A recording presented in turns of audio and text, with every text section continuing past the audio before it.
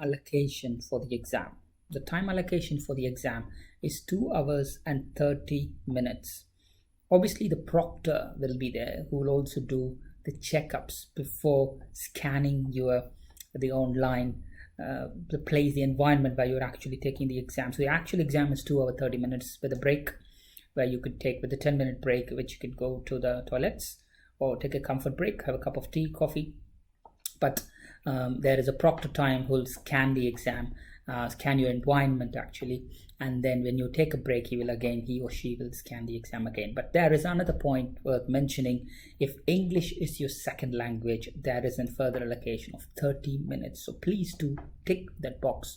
It clearly says that English is your second language, so you get an extra 30 minutes. So you will have 3 hours and 5 minutes for the actual exam. If you are taking the exam under supervision of an instructor or an invigilator, please let the person know that English is your second language. So 2 hours 30 minutes is the standard time.